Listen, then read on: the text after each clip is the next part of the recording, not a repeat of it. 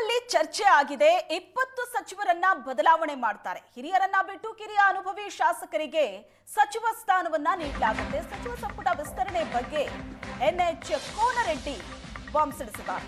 ಗುಜರಾತ್ ಮಾದರಿ ಕರ್ನಾಟಕದಲ್ಲೂ ವಿಸ್ತರಣೆ ಆಗಲಿ, ಯಾರು ಸರಿಯಾಗಿ ಕೆಲಸ ಮಾಡಿಲ್ಲ ಅನ್ನೋದು ಸಿಎಂ ಗೊತ್ತಿದೆ. ಪಕ್ಷದಲ್ಲಿ ಈಗಾಗಲೇ ಚರ್ಚೆ ಆಗಿದೆ. 20 ಸಚಿವರ ಬದಲಾವಣೆ ಆಗತ್ತೆ. ಹಿರಿಯರನ್ನ ಬಿಟ್ಟು ಕಿರಿಯ ಅನುಭವಿ ಶಾಸಕರಿಗೆ ಈ ಬಾರಿ ಸಚಿವ ಸ್ಥಾನ ಸಿಗುತ್ತೆ ಅಂತ ಸಚಿವ ಸಂಪುಟ ವಿಸ್ತರಣೆಯ ಬಗ್ಗೆ ಎನ್ಎಚ್ ಕೋನರೆಡ್ಡಿ ಹೇಳಿಕೆ ಕೊಟ್ಟಿದ್ದಾರೆ.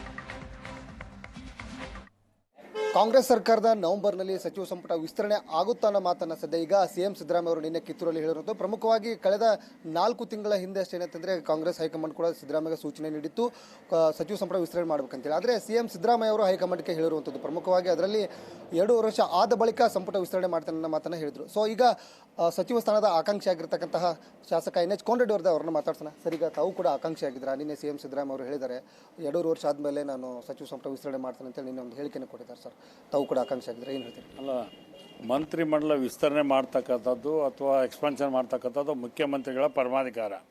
ಹೈಕಮಾಂಡ್ ಸೂಚನೆ ಕೊಟ್ಟೈತಿ 2.5 ವರ್ಷದ ನಂತರ ಬದಲಾವಣೆ ಮಾಡಬೇಕು ಅನ್ನುವಂಥ ಮಾತನ್ನು ನಿಮ್ಮ ಮೂಲಕ ನಮಗೆ ಗೊತ್ತಾದದ್ದು. ನಮಗೆ ಹೈಕಮಾಂಡ್ ಸೂಚನೆ ಕೊಟ್ಟದ್ದು ಯಾವುದೇ ಶಾಸಕರು ಕೂಡ ಯಾವ ವಿಷಯನೂ ಪ್ರಸ್ತಾಪ ಮಾಡಬೇಡ್ರಿ, ಮುಖ್ಯಮಂತ್ರಿ ಏನು ತೀರ್ಮಾನ ತೊಗೋತಾರೆ, ಉಪಮುಖ್ಯಮಂತ್ರಿಗಳು ಏನು ತೀರ್ಮಾನ ತೊಗೋತಾರೆ, ಹೈಕಮಾಂಡ್ ತೀರ್ಮಾನ ಏನೈತಿ ಅದಕ್ಕೆ ಬದ್ಧ ಆಗಿರ್ಬೇಕು ಅನ್ನೋಂಥದ್ದು ನಮ್ಮೆಲ್ಲ ಶಾಸಕರ ಭಾವನೆ. ಅದಕ್ಕಿಂತ ಹೆಚ್ಚಾಗಿ ನಮ್ಮ ಗುರಿ ಇರ್ತಕ್ಕಂಥದ್ದು ಒಳ್ಳೆ ಕೆಲಸ ಮಾಡಿ 2028ಕ್ಕೆ ಹೊಳ್ಳಿ ಕಾಂಗ್ರೆಸ್ ಗೌರ್ಮೆಂಟ್ ಬರಬೇಕು. ಅದಕ್ಕೆ ಏನು ಮಾಡಬೇಕು ಅನ್ನೋಂಥ ಚಿಂತನೆ ನಮ್ಮೆಲ್ಲ ಶಾಸಕರಿಗಿದೆ.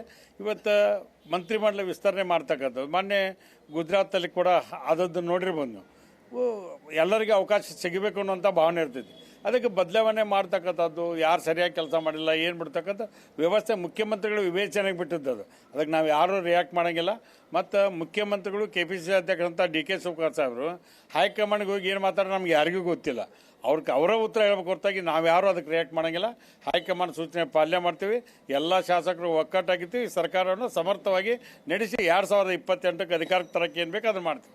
ಸರ್, ಈಗ ನಿನ್ನೆ ಕಿತ್ತೂರಲ್ಲಿ ಸಿಎಂ ಸಿದ್ದರಾಮಯ್ಯ ಅವರು ಹೇಳಿಕೆಯನ್ನು ಕೊಟ್ಟಿದ್ದಾರೆ. 2 ವರ್ಷ ಆದಮೇಲೆ ನಾನು ಸಚಿವ ಸಂಪುಟ ವಿಸ್ತರಣೆ ಮಾಡ್ತೀವಿ ಅನ್ನೋ ಮಾತು ಭರವಸೆಯನ್ನು ಕೊಟ್ಟಿದ್ದಾರೆ. ಈಗ ಡೆಲ್ಲಿಗೂ ಕೂಡ ಹೋಗ್ತಾ ಇದ್ದಾರೆ.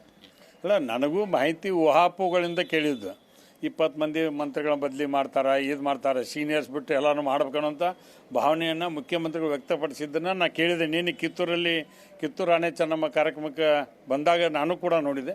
ಅದಕ್ಕೆ ಏನು ತೀರ್ಮಾನ ತಗೋಲಿ, ಅವ್ರು ಏನು ತೀರ್ಮಾನ ತಗೋತಾರೆ ಅದಕ್ಕೆ ನಾವು ಬದ್ಧರಾಗಿರ್ತೀವಿ. ಅಂದರೆ ತಾವು ಕೂಡ ಆಕಾಂಕ್ಷೆ ಇದ್ದೀರಿ ಸರ್, ಯಾಕಂದರೆ ಕ್ಷೇತ್ರದಲ್ಲಿ ತಮ್ಮ ಅಭಿವೃದ್ಧಿ ಕೆಲಸಗಳು ಮಾಡಿದ್ದೀರಾ. ಕೃಷಿ ಖಾತೆ ಬೇಕಂತೇಳಿ ಕೆಲವೊಂದಿಷ್ಟು ಒಂದು 2-3 ಸರಿ ತಾವು ಚರ್ಚೆ ಮಾಡಿದ್ದೀರಾ. ಆಲ್ರೆಡಿ ಮಾಧ್ಯಮಗಳ ಮುಂದೆ ಚರ್ಚೆ ಆಗಿದೆ ತಮ್ಮದು ಒಂದು ಬೇಡಿಕೆ. ಮಂತ್ರಿ ಆಗ್ಬೇಕಂತ 224 ಮಂದಿ ಎಲ್ಲ MLAಗಳು ಆಗ್ಬೇಕನ್ನೋರನ್ನ. ಆದರೆ ಕಾಂಗ್ರೆಸ್ ಪಕ್ಷದಾಗ 136 ಮಂದಿ MLAಕ್ಕೆ ಎಲ್ಲರೂ ಮಾಡೋಕ್ಕಾಗಲ್ಲ. ಆದರೆ ಮುಖ್ಯಮಂತ್ರಿಗಳು, ಉಪಮುಖ್ಯಮಂತ್ರಿಗಳು, ಹೈಕಮಾಂಡ್ ಏನು ತೀರ್ಮಾನ ತಗೋತಾರೆ ಅದು ಅಂತಿಮ ಆಗುತ್ತೆ. ಯಾರು ಆ್ಯಕ್ಟಿವಿಟೀಸ್ ಹೆಂಗೆ ಅದಾರ, ಏನು ಕೆಲಸ ಮಾಡ್ತಾರೆ, ಡೆವಲಪ್ಮೆಂಟ್ ಹೆಂಗೆ ಮಾಡ್ತಾರೆ, ಮುಂದೆ ರಾಜ್ಯಕ್ಕೆ ಏನು ಒಳ್ಳೇದಾಗ್ಬೋದು, ಇದರಿಂದ ಏನಾಗ್ಬೋದು ಅಂತ ಚಿಂತನೆ ಮಾಡಿ ಮಾಡ್ತಕ್ಕಂಥ ಪಕ್ಷದ ಕೆಲಸ ಐತಿ. ಅದನ್ನು ಮಾಡ್ತೀವಿ. ನಾನಂತೂ ಪಕ್ಷದ ಒಬ್ಬ ಸಾಮಾನ್ಯ ಕಾರ್ಯಕರ್ತನಾಗಿ ಜನರ ಪರವಾಗಿ ಕೆಲಸ ಮಾಡ್ತಕ್ಕಂಥ ಪ್ರಯತ್ನ. ಸಚಿವ ಸ್ಥಾನ ಬೇಕು ಅನ್ನೋದಕ್ಕೆ ಪದೇ ಹೇಳಿದ್ರೆ ನನಗಂತೂ ಅದು ಮನಸ್ಸಿಲ್ಲ.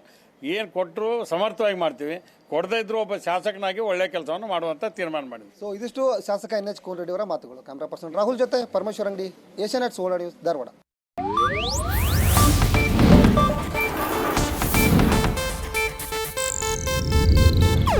ಇದು ಏಷ್ಯಾನೆಟ್ ನ್ಯೂಸ್ ನೆಟ್ವರ್ಕ್ ಪ್ರಸ್ತುತಿ.